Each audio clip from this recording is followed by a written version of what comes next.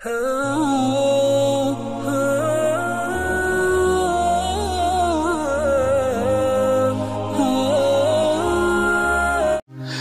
वालेकुम दोस्तों, कैसे हो? उम्मीद है कि सब खैरियत से होंगे।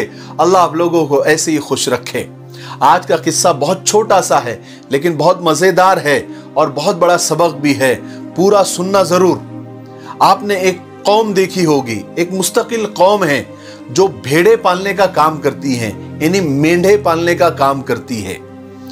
एक एक आदमी के पास 2-2 हजार, 3-3 हजार, 4-4 हजार भेड़े होती है, यानी मेंढे होते हैं। जिसके पास जितने ज्यादा मेंढे होते हैं यानी भेड़े होती है, वो उतना ही ज्यादा मालदार समझा जाता है।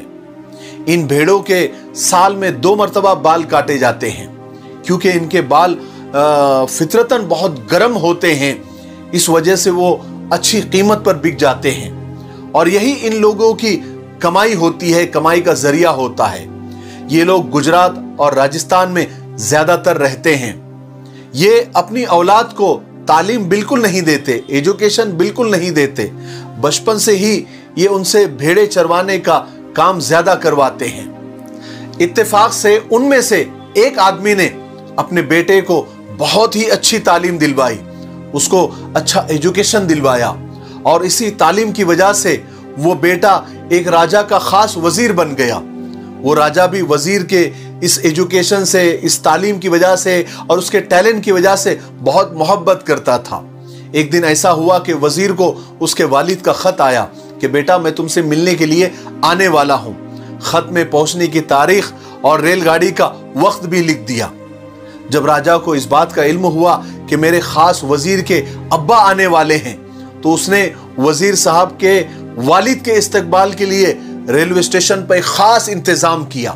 रेलवे स्टेशन को खूब सजाया और जब रेलगाड़ी स्टेशन पर आकर रुकी तो वजीर साहब के वालिद के और उनके अब्बा के इस्तकबाल में, उसके वेलकम में तोपें चलाई गई, बंदूकें छूटने लगी और बैंड बाजे बजने लगे। ट्रेन से उतरते हुए लोग सब हैरान थे कि अरे हमारे ट्रेन में ऐसा कौन आदमी था जिसके इस्तकबाल में इतना इंतजाम किया गया कि तोपें चल रही है, बैंड बाजे बज रहे हैं और इतना स्टेशन को सजाया गया। और हैरत की बात आपको बताऊं कि वो जो लोग ट्रेन से उतरे थे ना, जो सब ताज्जुब से और हैरत से ये देख रहे थे, तो उसमें उस वजीर साहब के अब्बा भी साथ में खड़े ये सब देख रहे थे कि ये किसके लिए इंतजाम किया गया है।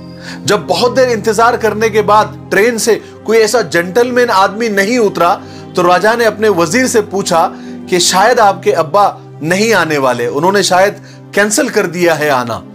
तो वजीर ने राजा से कहा कि राजा साहब वो जो खड़े हैं ना लोगों के बीच, वो मेरे ही अब्बा है, मेरे ही वालिद है। जब राजा ने उधर देखा तो वजीर साहब के जो अब्बा थे, वालिद, वो सब लोगों के बीच बड़ी शान से खड़े थे। एक मैला कुचेला ड्रेस पहना हुआ, कंधे पर एक कंबल रखी हुई और उस कंबल के ऊपर उनकी लाठी रखी हुई और लाठी में उनके दोनों जूते लटके हुए थे। तो राजा ने अपने वजीर से कहा कि तुम्हारा बाप मुझे बेवकूफ लगता है। तो वजीर ने देखिए कितना अच्छा जवाब दिया जो हमारे लिए बहुत बड़ा सबक है। वजीर कहने लगा कि मेरा बाप बेवकूफ नहीं है बल्कि मेरा दादा बेवकूफ था, इसलिए कि मेरे वालिद को मेरे दादा ने तालीम नहीं दिलाई, इसी वजह से उनके पैर के जूते उनके कंधे पर उनके लाठी में टंगे हुए हैं। अगर मेरा बाप बेवकूफ होता तो आज मैं आपके बराबर खड़े होने के हरगिज काबिल नहीं होता।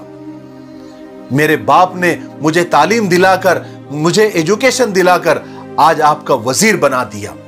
यकीनन तालीम इंसान को क्या से क्या बना देती है, कहां से कहां पहुंचा देती है, जिसका दिन रात हम मुशाहिदा करते रहते हैं। इसलिए वालिदैन को, पेरेंट्स को चाहिए कि अपने बच्चों को आला से आला तालीम दिलाए, उनको अच्छे से अच्छा एजुकेशन दिलाए। मैं हमेशा कहा करता हूं कि एक वक्त खाए या आधी रोटी खाए लेकिन अपने बच्चों को अच्छी से अच्छी तालीम दिलाए, क्योंकि यही बच्चे आगे चलकर इसी तालीम की वजह से खुशहाल और बाइज्जत जिंदगी गुजार सकेंगे। बच्चों को आला तालीम न दिलाना और उनकी उम्दा तरबियत न करना, ये वालिदैन की और पेरेंट्स की सबसे बड़ी कमी है। अल्लाह ताला हमें अमल करने की तौफीक नसीब फरमाए। मुझे उम्मीद है कि इस छोटे से मजेदार किस्से से हमको बहुत बड़ा सबक मिला होगा। मेरे लिए, पूरी उम्मत के लिए और पूरी इंसानियत के लिए खैर की दुआ करते रहें। अस्सलामु अलैकुम व रहमतुल्लाहि व बरकातुहू।